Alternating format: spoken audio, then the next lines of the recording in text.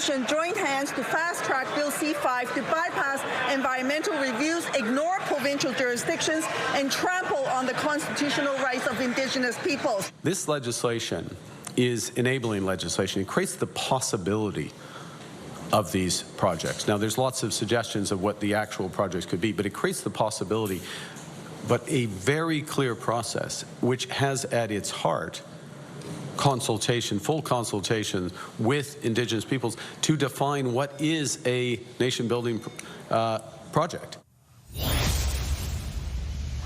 That's Prime Minister Mark Carney responding to criticism toward Bill C-5. That's legislation aimed at fast-tracking the approval process for major projects deemed by the feds to be in the national interest. The bill will likely pass in the House of Commons tomorrow, just a month after it was introduced, with support from the Conservatives. But some First Nations groups and some premiers are raising concerns about the lack of consultation and that rush timeline to get the bill passed. Is the government taking a gamble politically? Let's bring back the front bench to talk about that. Kathleen Wynne, Tony Clement, and Nathan Cullen are here.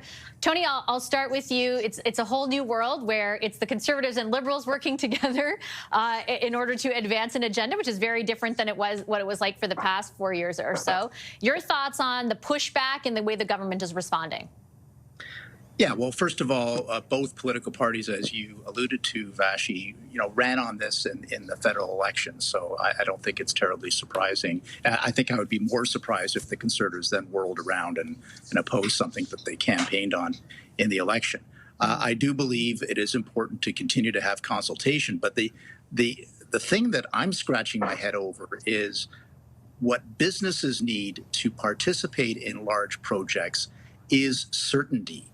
And it would make more sense to me if there's a piece of legislation that is obstructing progress on some of these big projects. Wouldn't you want to repeal the entire legislation and therefore have a certain path to that project being done that businesses can then invest in? But they didn't go that route, so we're going to have a lot of cabinet meetings and decisions that are made behind closed doors within the government on whether a project is big enough to be a big project or not. I'm not sure that's the certainty that business wants or needs to get these projects moving. So I know that's a bit of a different take than just the question of the bill, but that's one of my large concerns. Yeah, I mean, politically, the question is about C-69, if I interpret your comments right. Tony, right? That's the opposition, and some premiers have, Nathan, contended that Bill C-69 is, in that Impact Assessment Act, is what stood in the way of big things getting built. The Liberals kind of fought back against that and are now saying, well, actually, things were going too slow, so we've changed the structure of things, but the IAA will still apply. It'll just be, instead of a sequential process, it'll be a parallel process, and that will condense everything. As you shake your head, tell me what you think about that. Well, I'm not sure what to believe in that line of logic, which I'm not actually suggesting it's your line of logic. No, I'm characterizing what they tell me. To Tony's point, very much businesses, especially on these very big projects, very big mining projects in the many billions, same for anything that's moving gas or potentially oil or electricity transmission, all of those, the big ones. People are looking for predictability. And there is a way to both accomplish reconciliation and offer predictability to the investment community, but it takes work and it takes a bit of time, and especially time up front. One leader I remember years ago was saying to me, we can only move at the speed of trust. Otherwise, we end up in protests, we end up in courts, and we end up with uncertainty for both the community that may be impacted and for the businesses that are looking to invest in our country. So I worry, and I mean this quite sincerely, that I understand the imperative. I understand people wanting to build things and frustrations with the process. A lot of that I would put to the federal government itself and say, well, is there much in your own business to clean up in the way that you do permitting, in the way that you fund First Nations to participate, to make sure that they've got all of the data that they need to make an informed decision? If this is an attempt at a shortcut, which a lot of First Nations leaders are saying it is, you do not raise the idea of more predictability and more certainty in the developing of these very large, complicated projects. The last thing I would say is the reason some of them need a really good environmental assessment is because if you screw them up, you will be paying for it for generations. And we can take you across the map of mines that were badly done in our country, which we collectively as taxpayers are still paying for, even though those companies are 50 years, 20, 30 years out of business. So we know that you can do things wrong that are very expensive. We got to do them right. We can do them with urgency, and we can do them in partnership. And I'm not sure that Bill C-5 is going to accomplish that. I think there's going to be certainly legal challenges, but I think there could be more challenges than the government foresees. And they're asking for a lot of faith on the part of First Nations and people concerned about the environment. I'm not sure that they've earned that faith yet. They've a brand new government, and it's going to be challenging.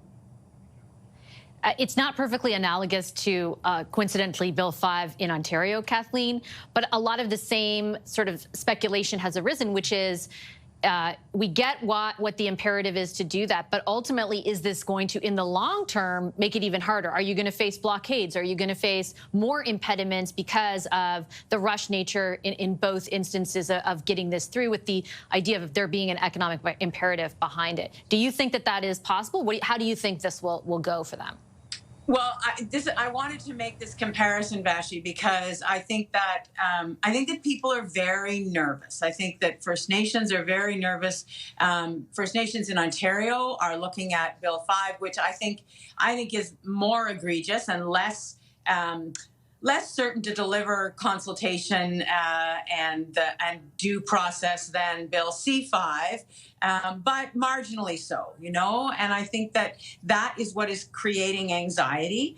I wish that there had been, to Nathan's point, more of that upfront work done. And I know that time is of the essence, and I know that Mark Carney ran on expediting these projects. I get all that, but the investment of time up front saves time in the end, and could save environmental features, could save people's lives, I mean, I know from having been the Premier of Ontario that there are people in this province who look to a place like Grassy Narrows and say, never again. We are going to do the work up front. We need to do the work up front. So it's not just about First Nations getting money, it's about making decisions that are good decisions for the environment and for the people who live in the environment, which is all of us.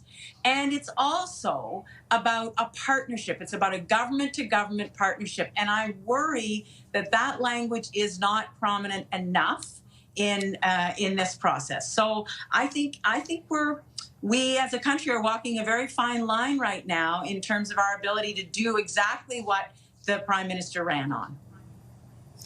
In response to questions about that, Tony, I just want to quickly say, when I asked the government at both levels about that, their response is, you can do that after, basically. This is to reverse the onus, get something approved, and then through the process of adding conditions, all of that stuff that Kathleen laid out can still be accomplished. There are many people who have testified over the past few days who don't believe that. Yeah, and I wish I had a crystal ball for that, for sure. There's no question. But I think the broader question, though, Vashi, is can you get anything built in Canada anymore?